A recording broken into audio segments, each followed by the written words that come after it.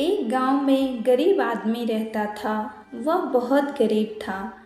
मेहनत और मजदूरी कर अपना गुजारा करता था। लोगों के घरों और खेतों में काम करता था, तब जाकर कहीं उस आदमी को 4 पैसे मिलते थे, जिससे वह घर में बच्चों के लिए खाने का सामान लेकर आता था। लेकिन उससे उसके बच्चों की ज़रूरतें पूरी नहीं होती थी। वह आदमी सोचता था कि मुझे और मेहनत की ज़रूरत है। मैं और मेहनत करूँगा तो ज़्यादा पैसे आएंगे और अपने बच्चों की परवरिश अच्छी तरह कर पाऊँगा और उसे अच्छी ज़िंदगी दे पाऊँगा। वह आदमी दिन भर खेतों में काम करता और रात में ऑटो चलाता था। उससे जो पैसे आते वह घर खर्च के लिए दे देता। उन पैसों से बस पेट भरने लायक काम चलता। बच्चों की ज़रूरतें पूरी नहीं होती थी। उस गरीब आदमी के घर में 4 बेटियां थीं। वह यही सोचता रहता था कि बेटियों को पढ़ाना लिखाना है, और सबसे ज़्यादा उसको उनकी बेटियों की शादी की चिंता रहती थी। वह सोचता था कि मैं तो गरीब हूँ, मेरे पास इनको पढ़ाने के पैसे भी नहीं हैं और ना इनकी शादी के लिए मेरे पास पैसे हैं। मैं कैसे इन लोगों की शादी करूँगा? हे भगवान, ये गरीबी बहुत बुरी है। मैं अपनी बेटियों को पढ़ाना चाहता हूँ, लेकिन मेरे पास पैसे नहीं हैं। मैं कैसे करूँ? एक दिन वह गरीब आदमी खेतों से काम कर घर लौट रहा था। आते आते उसके मन में एक ख्याल आया कि क्यों ना मैं अपनी 4 बेटियों को एक अनाथ आश्रम में छोड़ दूँ। मैंने सुना है आश्रम में अमीर आदमी बच्चों को गोद लेने के लिए आते हैं। मेरी बेटियों को अच्छा जीवन मिलेगा, वह पेट भर भोजन वहाँ पर खा पाएंगी, पढ़ने के लिए स्कूल जाएंगी, अच्छे अच्छे कपड़े पहनने के लिए मिलेंगे और खेलने के लिए खिलौने भी मिलेंगे। मेरी बेटियों का जीवन सुधर जाएगा। वह पढ़ लिख कर अपने पैरों पर खड़ी हो जाएगी। वह बड़ी बड़ी गाड़ियों में घूमेगी। उनके पास रहने के लिए अच्छा और बड़ा घर होगा।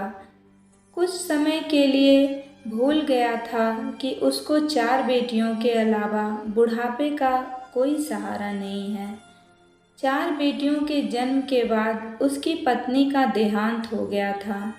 उसने अकेले ही अपनी 4 बेटियों को पाला था। वह आदमी अकेलेपन को देखकर घबरा जाता है और अपनी 4 बेटियों का अनाथ आश्रम में छोड़ने का ख्याल अपने मन से निकाल देता है और घर चला जाता है। जब उसकी बड़ी बेटी 5 साल की हो चुकी थी, एक दिन वह आदमी काम से घर लौट रहा था तो रास्ते में उसे एक आदमी मिला। उसने उसकी बेटियों के बारे में पूछा तो उस आदमी ने बताया कि बड़ी बेटी 5 साल की हो चुकी है। मैं उसे पढ़ाना चाहता हूँ, लेकिन मेरे पास उसे पढ़ाने के लिए पैसे नहीं हैं। मैं क्या करूँगा?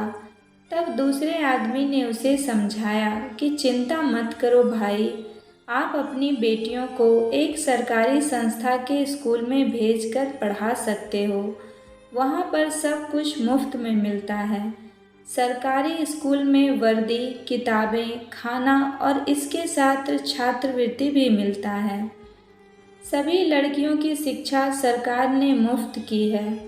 वह आदमी ऐसा ही करता है जैसा कि उस आदमी ने उसे करने के लिए बोला था। समय बीता, उसकी 4 बेटियां बड़ी हो गई और पढ़ लिखकर अपने पैरों पर खड़ी हो गई। बेटियों के बढ़ने के साथ साथ वह आदमी बूढ़ा हो गया। उसे डर था कि 4 बेटियों की शादी के बाद मैं अकेला रह जाऊंगा। बुढ़ापे में मेरा ख्याल कौन रखेगा? मेरी पत्नी भी मर चुकी है और मेरा तो कोई बेटा भी नहीं है कि बुढ़ापे में मेरी देखभाल कर सके। बेटी तो पराया धन है, लेकिन दूसरी तरफ वह यह भी कहता था कि जिस घर में बेटी नहीं उस घर का आंगन सूना। जिस घर में बेटी हो उस घर में खुशहाली हो। 4 बेटियों की शादी के बाद वह आदमी अकेला पड़ जाता है। बुढ़ापा सताने लगता है। वह आदमी सोच में पड़ जाता है कि अब मैं बूढ़ा हो गया हूँ, अब मेरी देखभाल के लिए मेरे पास कोई नहीं है। धीरे धीरे वह आदमी बीमार होने लगता है और उसे लास्ट स्टेज का कैंसर भी हो जाता है। और उसे चिंता सताने लगती है कि एक तो मैं गरीब हूँ और भगवान ने इतनी बड़ी बीमारी भी दे दी, इसका इलाज मैं कैसे करा पाऊँगा। ऊपर से ये दुखदाई बुढ़ापा है। भगवान, मेरे जीवन की नैया कैसे पार होगी। वह मन ही मन भगवान को याद करता है और कुछ गुनगुनाता है। मैं क्या लाया था और क्या ले जाऊंगा, खाली हाथ आया था और खाली हाथ जाऊंगा। कुछ समय बीत जाने के बाद वह बूढ़ा आदमी बहुत बीमार हो जाता है।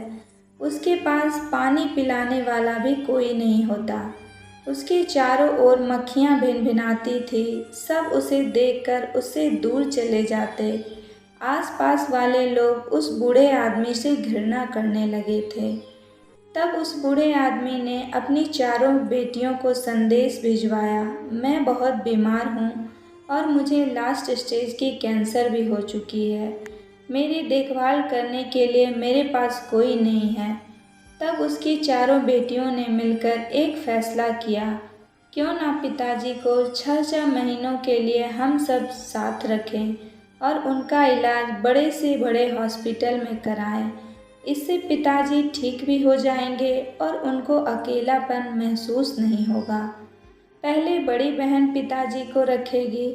ऐसे करके उस बूढ़े आदमी का बुढ़ापा भी अच्छा हो गया। वह ठीक भी हो गया और उसे अकेला भी नहीं रहना पड़ा। किसने कहा है कि बेटी पराया धन है? नहीं, बेटी भी बेटा बन सकती है। बेटी भी बूढ़े और बीमार को संभाल सकती है।